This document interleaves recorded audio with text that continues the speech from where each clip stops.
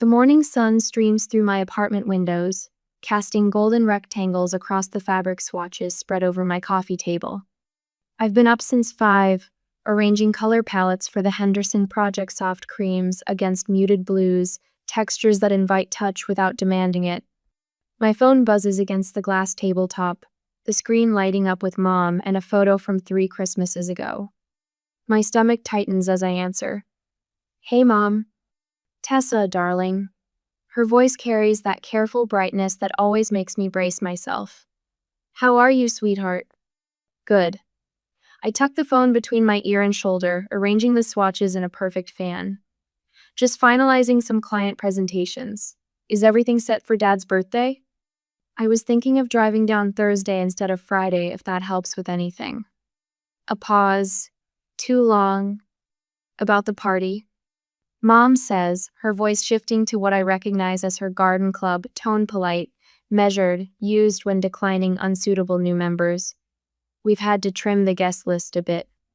My fingers freeze on a swatch of herringbone linen. "Trim the guest list?" "Yes. Well, your father decided he wants something more business-focused. You know how he is turning 65 is making him think about legacy and company direction. The implication hangs between us. I am not part of that legacy or direction." "I see." My voice comes out steady, a skill perfected at Sunday dinners where I've learned to swallow disappointment with my pot roast. "So, are Miles and Chloe still invited?" Another pause, this one heavy with the answer I already know. "Well, yes." Mom's voice drops slightly. "But honey, they're involved in the company, and they'll be investors, and—" A shuffling sound comes through the phone, then my father's voice cuts in, sharp and impatient. "Let's be honest, Tess. This isn't your scene. The party will be all business talk that would bore you to tears." "Dad, Miles or Chloe will be running things someday. That's just how it is." His tone softens into what he probably thinks is kindness. "You've got your little design thing. We're proud of that. But this party is about and Sons' future. Monroe and Sons. The name that's always excluded me, printed on business cards and downtown buildings and the massive stone entrance to our family estate. A constant reminder of my place or lack of it." I understand. The words taste like copper in my mouth. After terse goodbyes, I set my phone down, screen against the table so I don't have to see Mom's face looking up at me. I walk to my bedroom closet, pushing aside clothes until I find the small fire safe tucked in the back corner. Inside sits a small velvet pouch containing a single key and a receipt for $55,000, 3 years of careful saving, extra projects, nights spent drafting designs while friends went on vacations. The Range Rover sits in Jade's garage across town, wrapped in a giant bow. Dad's dream car in his favorite midnight blue, waiting to be presented to him on his birthday. The perfect gift to finally show him I was worthy of being a Monroe, even without following his prescribed path. I stare at the receipt until the numbers blur. If I'm not important enough to attend, he's not important enough for this gift. My fingers tremble as I dial Jade's number. "What's wrong?" she answers on the second ring, knowing me too well to bother with hello. "They uninvited me." My voice cracks despite my efforts. "To Dad's birthday, Miles and Chloe are still going, just not me." "Those absolute—" Jade cuts herself off. "What are you going to do?" I look down at the key in my palm, the weight of it suddenly different. "The Range Rover," I whisper. "I think I'm keeping it." "Good." Jade's voice hardens with protective fury. "If they don't want you at the table, show them what they're missing." That night, I spread maps across my coffee table, tracing coastal California roads with my fingertip. I cancel my Napa Valley hotel reservation, the place I'd booked to stay after Dad's party. Instead, I plot a route along beaches and cliffs, through redwood forests and wine country. I removed the giant bow from the Range Rover, sliding it onto my own keyring instead. The symbolism isn't subtle, but then, neither was my father's dismissal. Time to drive my own road. I whisper to the empty apartment, the words somehow both terrifying and exhilarating. After 27 years of trying to earn a seat at the Monroe table, I'm finally walking away from it. The Range Rover's engine purrs as we pull out of Austin just as the sun cracks open the horizon. Jade adjusts her camera settings, capturing the pink-orange glow washing over the midnight blue paint. My hands grip the steering wheel, knuckles no longer white with tension but relaxed, like I've been driving this car my whole life instead of just the past 12 hours. Look at you, Jade says, lowering her camera. Every mile, your face changes. I glance in the rearview mirror. My eyes look different, somehow clearer, more focused. The permanent crease between my eyebrows has softened. I barely recognize myself. My phone buzzes against the console. Mother. Then Miles. Then Chloe. 3 text notifications in a row, like a coordinated attack. Are you coming to the office today? From Miles. Mom's worried. Call her. From Chloe. Darling, please respond. I'm concerned. From Mother. No mention of the uninvitation. No acknowledgement of yesterday's conversation. I silence the phone and toss it into the center console. West it is. 3 days and 400 miles later, we stand at an overlook in Carmel by the sea. The Pacific stretches endless and blue below us. The Range Rover parked at a perfect angle, with the coastline curving behind it. Jade circles the vehicle, her photographer's eye finding compositions I would never see. Stand by the driver's door, she directs. Look out at the ocean, not at me. I lean against the car, one hand resting on the mirror. The California breeze lifts my hair, and for once, I don't try to control it. Perfect, Jade murmurs, the camera shutter clicking rapidly. This is the one. That night in our hotel room, I scroll through the photos she's taken. One stops my finger cold me beside the Range Rover. Profile turned toward the ocean. Eyes bright with something that looks suspiciously like freedom. The sunset casts golden light across my face and turns the car's paint to sapphire. This is it, I say, holding up the phone. This is the one. Jade nods, understanding immediately. The question is, what are you going to say? I stare at the image for long minutes, composing words in my head, deleting them, starting over. My thumb hovers over the screen. Finally, I type. This was supposed to be a gift. But when you're not invited to the table, maybe you should drive away instead. My heart pounds as I attach the photo. One deep breath, and I press share. Notifications ping immediately. My college roommate. Holy hell, Tess. My assistant. You look incredible. A design colleague. Their loss is California's gain. You're glowing. Did you block your family? Jade asks, watching the comments roll in. No, I answer quietly. I want them to see it. 20 minutes later, my phone rings. Mother. I let it go to voicemail. Tessa Elizabeth Monroe. Her voice begins, confusion giving way to controlled anger with each word. What exactly do you think you're doing? That car was? That Robert's birthday gift? Call me immediately. The texts follow. Chloe. Dad is furious. What were you thinking posting that? The Andersons saw it and called Mom. Miles. Take that down now. You're embarrassing the family and damaging our reputation. Dad has investors watching our personal accounts. Then a screenshot from Chloe shows the family group chat I'm not part of. My post, surrounded by my father's all-caps rage and my mother's damage control suggestions. I silence the phone completely and walk to the balcony. The sunset spreads across the water in shades of gold and crimson. For the first time in years, my chest expands fully when I breathe. My laptop pings with a notification. A direct message on Instagram from Franklin Dorsey, 70 years old, my father's longest investor, a family friend who's known me since birth. Quite the statement you're making, Tessa. My stomach drops. I call him immediately, preparing for another lecture about family loyalty and discretion. Franklin, I now need to explain. He interrupts, his voice warm rather than condemning. I saw your post. Then I received a rather frantic call from your father about your temporary emotional crisis. I sink onto the bed. I'm not having a crisis. I didn't think you were. A pause. I've always wondered when one of you kids would stand up to Robert. My breath catches. What? Your father didn't mention that he'd excluded you from his birthday, did he? Franklin's voice carries 50 years of boardroom negotiations. Interesting omission. You understand why I did this? Tessa, I've watched how they treat you for years. The quiet one, the afterthought. I saw more than you realize. My eyes burn with unexpected tears. The next morning, my mother's voice trembles in another voicemail. What did you say to Franklin? He's withdrawn from your father's birthday celebration and canceled our golf game. Tessa, this has gone far enough. I play the message for Jade as we drive toward Big Sur. Holy shit, she whispers. Franklin Dorsey is worth what, $500 million? Something like that. I can't help the smile that spreads across my face.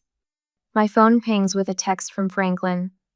Sometimes the quiet ones make the biggest waves. That night, I sleep dreamlessly in a cabin overlooking the Pacific, the first night in years without the weight of family anxiety pressing on my chest. When I wake, I realize I've forgotten something fundamental about waves. Once set in motion, you can't call them back to shore.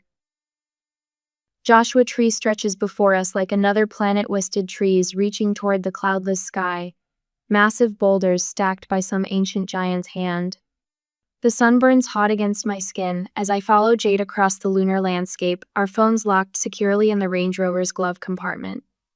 That's perfect, Jade calls, raising her camera as I perch atop a sun-warmed boulder.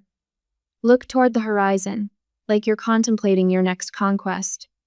I laugh but turn my face to the distant mountains. For the first time in my adult life, I've gone 24 hours without checking messages or worrying about family expectations.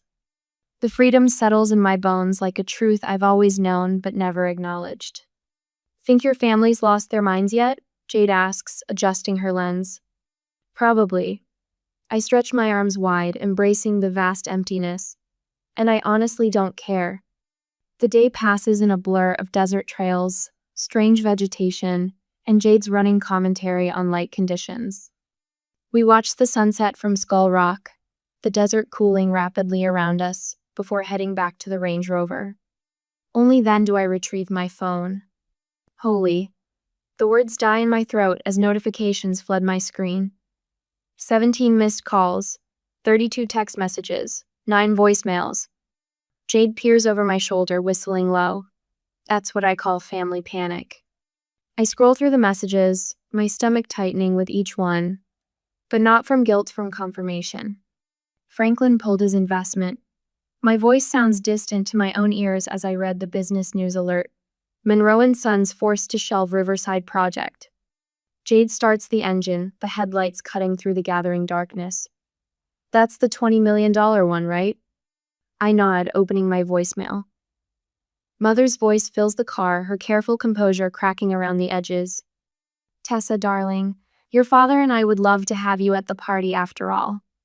We've been thinking that family should come first, especially during milestone celebrations. And that beautiful gift you mentioned, well, that would just make your father's day. Call us back, sweetheart. I delete it without responding and play Miles's message. Do you have any idea what you've done? My brother's voice shakes with fury. Franklin pulled out and took 3 other investors with him. Dad's reputation is on the line here. Whatever your tantrum is about, you need to fix this. Now. Jade shoots me a sideways glance as we wind down the mountain road. You okay? Better than okay. I silence the phone and lean back against the leather seat. I've spent my whole life being invisible to them unless they needed something. At least now they're honest about it. Back at the hotel, I find an email from Chloe with family photos attached. Christmas 5 years ago, my college graduation, a beach vacation in Galveston. All carefully selected to show happy Monroe moments, as if photographic evidence might convince me to forget decades of dismissal. Her message reads, "We've always supported you, Tess. Family sticks together, especially in hard times. Dad needs us now more than ever. Please come home."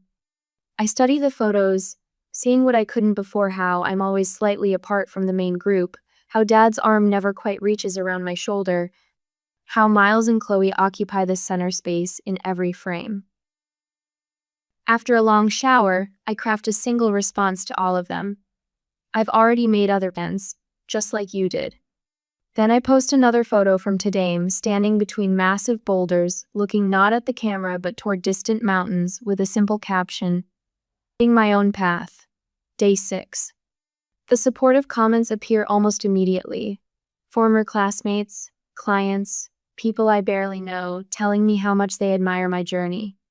The irony doesn't escape me. Strangers offer more validation than my family ever has. Check this out, Jade says from her bed, laptop propped on her knees. Your gift post has gone mini viral in the design community. Some magazine editor wants to feature the Range Rover road trip as a journey of self-discovery piece. I'm about to respond when my phone chimes with a text from my building concierge in Austin. Miss Monroe, your brother and sister are here demanding access to your apartment. They claim it's a family emergency and they need to retrieve something. Security cameras show they're becoming agitated with staff. Please advise. Attached is a grainy security image of Miles gesturing angrily at the front desk, Chloe pacing behind him with phone pressed to her ear.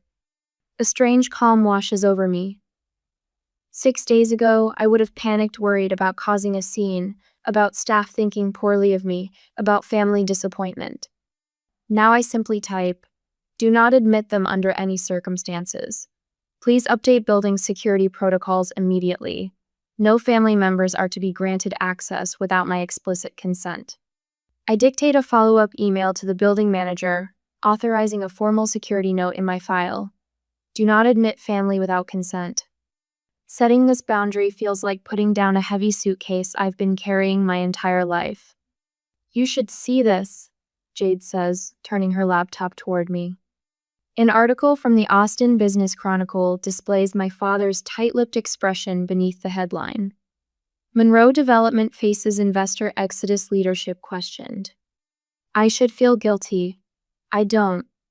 The next morning, I find Franklin Dorsey himself waiting in the hotel lobby, his tall frame settled comfortably in a leather armchair. Quite the road trip you're having, he says, rising to greet me.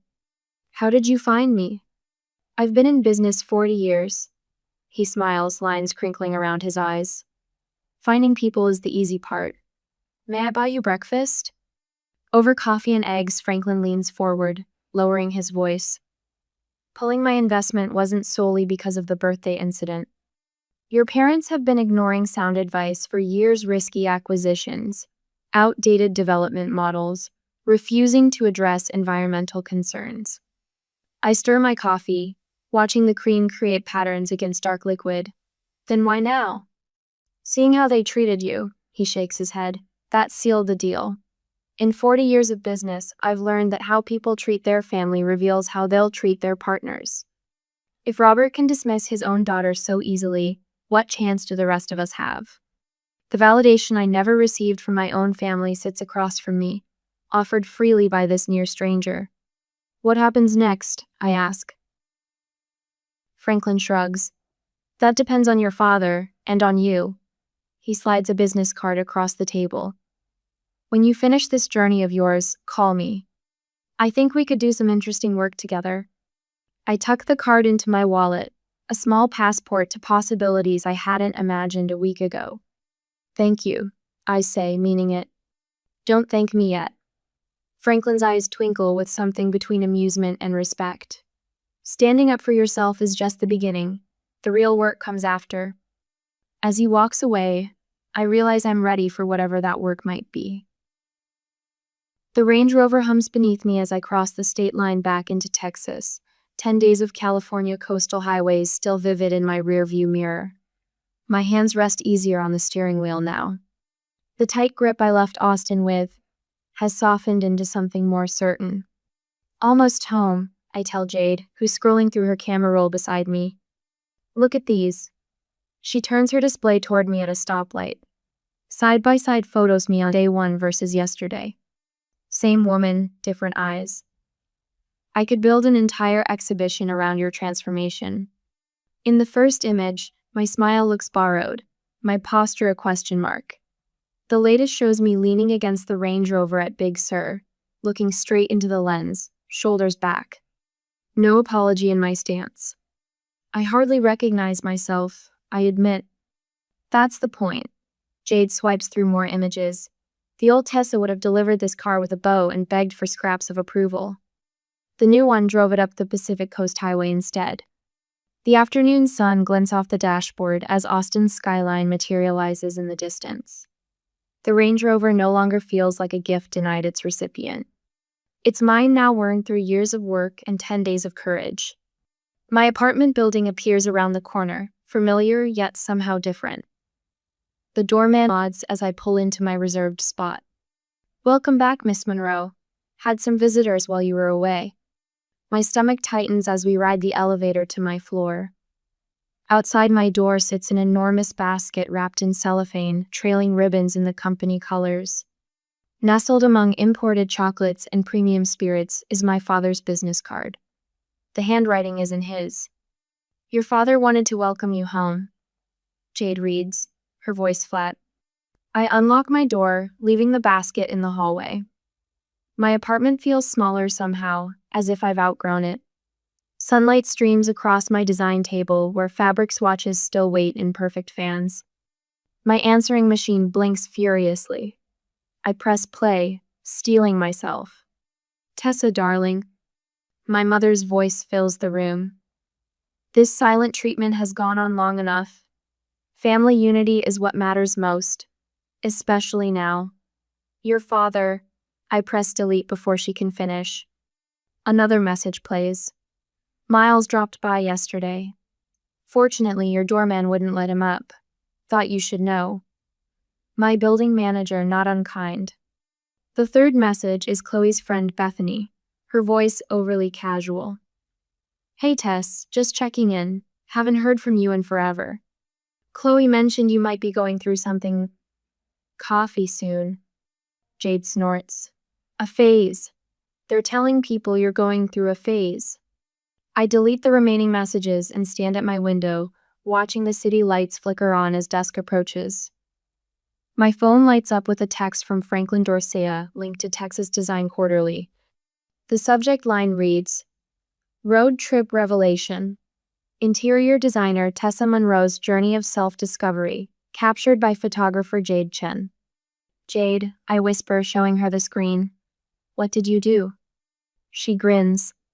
"I sent a few of the best shots to my contact at the magazine. They want to run a feature." The article loads the Range Rover prominently featured against California's dramatic coastline, my transformation documented in Jade's stunning photographs. Comments are already flowing beneath the online preview. By morning, my office voicemail is full. 3 potential clients, one specifically mentioning those incredible Range Rover photos. The largest is a complete redesign of a downtown restaurant project that would double my annual revenue. I trace my finger over the contract, remembering Dad's dismissive, "little design thing" comment. My phone buzzes with news alerts, Monroe and Sons announcing project delays amid investor concerns. 2 weeks later, I'm selecting chair fabrics when my assistant knocks. "Your father is here."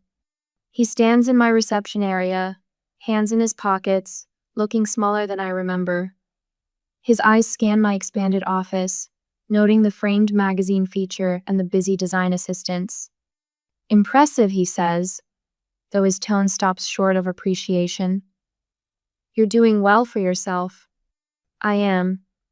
I gesture to my office, keeping the door open. I won't be trapped in small rooms with him anymore. He lowers himself into the chair across from my desk, the rehearsed apology already forming on his lips. "I handled the birthday situation poorly. Your mother and I have discussed it." I wait, letting silence do the work. "We'd like to make amends," he continues. "Perhaps dinner next week? There are some company matters I'd like your perspective on, actually. Your connection to Franklin could help us significantly right now." There it is. Not an apology, a business transaction. "I'm not a business asset, Dad," I say quietly. "I never was." His face hardens briefly before attempting another smile. "Of course not, Tess. Family first, always." "I'm changing my phone number tomorrow." I stand. "My assistant will walk you out." That evening, I rearrange my apartment, taking down family photos and replacing them with Jade's California shots. I move furniture, creating space that reflects who I've become rather than who they wanted me to be. My grandmother's antique calendar hangs in my kitchen, November and December pages pristine. For the first time in 27 years, I won't attend the annual Monroe Christmas gathering. I sit on my balcony, the Range Rover's keys cool in my palm. The weight of them feels different now, heavier with purpose rather than expectation. Best gift I ever gave myself, I whisper to the Texas sky, no longer needing anyone to hear it but me. The society page of the Austin Business Chronicle sits on my kitchen counter, open to Robert Monroe's birthday celebration. I trace my finger over the photo father at the center, his smile not quite reaching his eyes. Mother stands beside him, her posture perfect, but her lips pressed into a tight line that anyone who knows her would recognize as strain. Miles and Chloe flank them, their smiles equally forced. The room looks half empty compared to previous Monroe celebrations. No Franklin Dorsey, no Harrington family, no Westlake developers. The caption mentions an intimate gathering of close business associates, but I know better. This was damage control. Most telling is what's missing. Any mention of me. As if the youngest Monroe child never existed. I fold the paper closed and drop it into the recycling bin. My phone buzzes with a text from Franklin. Breakfast meeting tomorrow. 8 a.m. Bringing someone you should meet. Since that first message on my road trip, Franklin has become an unexpected champion. When I returned to Austin, he invited me to lunch with the Dorseys' longtime interior designer who was retiring. 3 days later, I had 4 new clients, all Franklin's business associates. The irony isn't lost on me. For years, Father insisted I'd never succeed without the Monroe name opening doors. Now the family name was toxic in certain business circles, while my talent was speaking for itself. My design studio phone rings, pulling me from my thoughts. Monroe Interiors. Is this Tessa Monroe? A woman's voice, vaguely familiar. This is she. Tessa, this is Victoria Weldon. My breath catches. Victoria Weldon, board member of Monroe & Sons and mother's closest friend. I've just purchased the Lakeway property and need an interior designer. Your name keeps coming up. I almost laugh. Victoria has known me since I was in diapers, yet she's speaking as if we're strangers. This is deliberated distance from the Monroe family drama while still reaching out. That's a beautiful property, I say, keeping my voice even. When would you like to meet to discuss your vision? After setting the appointment, I sit back in my chair, processing what just happened. Victoria Weldon didn't just know Father's business. She helped finance it in the early days. For her to hire me instead of the design firm Monroe & Sons has used for 20 years is nothing short of seismic. The next morning, Franklin introduces me to Elaine Hutchins, the city's premier commercial property developer. By noon, I've signed a contract to design the interiors for her new boutique hotel. Your portfolio is impressive, she says as we shake hands, though I must admit Franklin's recommendation carried weight. I appreciate that. I also appreciate someone who stands their ground, she adds, her eyes shrewd.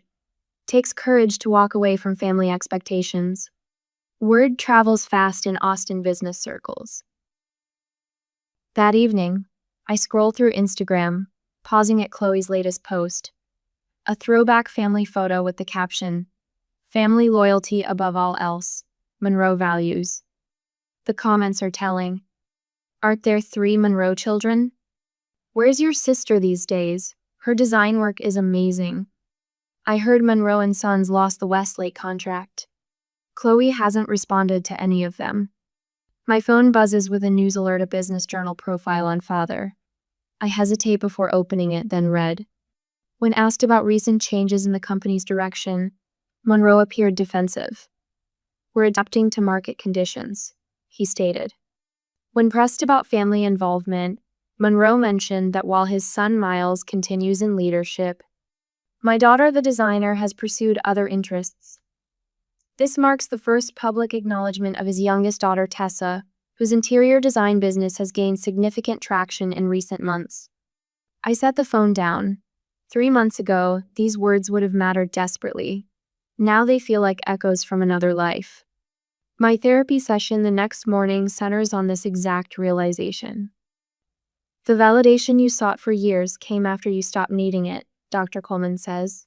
How does that feel? Like waking up? I answer, surprising myself with the certainty in my voice. For so long, I thought if they'd just see me, everything would be right. Now I see that I needed to see myself first. She smiles. That's significant progress, Tessa. That evening, Jade's photo exhibition opens downtown. The road less traveled features stunning images from our impromptu California journey. The centerpiece is me standing beside the Range Rover at Big Sur, looking out at the horizon with a serene smile that hadn't appeared in photos for years before. The gallery buzzes with conversation and admiration. I'm chatting with one of Jade's photography mentors when a hush falls over one section of the room. I turn to see Mother standing alone, elegant as always in cream-colored silk, studying the photos with careful composure. Our eyes meet across the room. She moves toward me, and the crowd parts slightly. Your friend is quite talented, she says, her voice lower than usual. These are beautiful. Yes, she is. Thank you for coming. An awkward silence stretches between us. For once, Mother seems uncertain. Your new studio, she finally says. I drove by yesterday. The building is lovely. We've expanded. 3 new designers on staff now. She nods, her eyes darting to the photograph of me at Big Sur. You look happy, there. Something in her voice cracks. Just slightly. I made a mistake, Tessa. The words come out so quietly I almost miss them. We were wrong about you. The admission I'd waited for all my life. Yet instead of triumph, I feel a strange, gentle sadness. I'm not looking for apologies, Mother. I meet her eyes directly. I'm living my truth now. She blinks rapidly, her composure wavering. Her hand reaches toward mine, then stops, uncertain of its welcome. I don't take it, but I don't step away either. Some distances can't be crossed in a single conversation. Around us, the gallery continues to hum with life and art and possibilities, none of which require the approval I once thought essential to breathe. The Range Rover's engine purrs as I navigate downtown Austin traffic.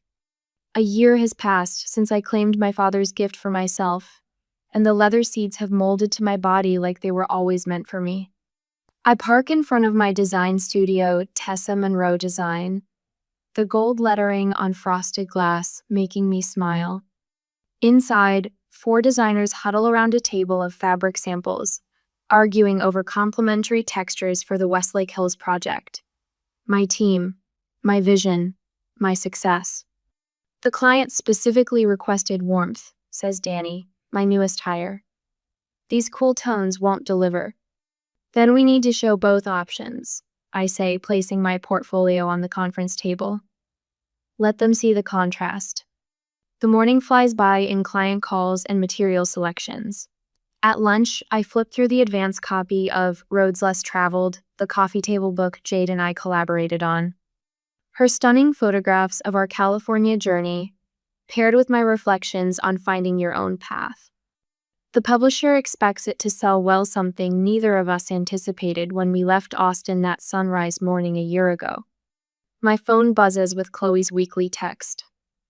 Since quitting Monroe & Sons 6 months ago to start her own marketing firm, she's become almost like a real sister. Her message asks if I'm free for lunch next Tuesday. I tap back a quick yes. Mom calls every other Sunday now, a boundary we established after 3 tense coffee meetings. She respects my terms. Dad's name rarely crosses her lips, and I never ask. The company he dedicated his life to is now simply Monroe Development. No more and Sons. The irony isn't lost on me. At 3 o'clock, I drive to the Dorsey Foundation headquarters. Franklin's retirement party starts at 5, but as guest speaker, I arrive early. The Range Rover gets prime parking, right by the entrance where everyone will see it. No longer a symbol of rejection, It's become my signature, the car that launched a journey. There she is, Franklin says, pulling me into a gentle hug. At 71, his eyes still sparkle with mischief. Ready to make them all cry? I pat the speech in my pocket, just ready to honor the man who saw my potential. The ballroom fills with Austin's business elite. I spot Miles across the room, looking uncomfortable in his startup's casual blazer. We exchange small nods. Progress of a sort. Later, standing at the podium, I survey the crowd of people who once slipped past me at family gatherings. Authentic relationships build better businesses. I begin. Franklin taught me that. He also taught me that respect earned through talent outlasts respect demanded through intimidation. The audience nods. Many of them now my clients. Back in my office after the party, I hang the first photo from our road trip, the Range Rover, beside that Carmel by the Sea lookout, the Pacific stretching beyond. Beside it hangs the framed brochure for my new mentorship program for young designers. 10 spots, fully funded. My way of passing forward what Franklin gave me. The next morning, I drive through the Texas Hill Country, windows down. Springtime wildflowers carpet the roadside. My phone rings through the car speaker. Miss Monroe, this is Alyssa Baker. From your mentorship program, I just wanted to say thank you again for the opportunity. Nobody's ever believed in me like this. My smile feels light, unburdened. We all need someone to believe in us, Alyssa. The open road stretches before me, mine to explore at my own pace, in my own direction, just as it should be.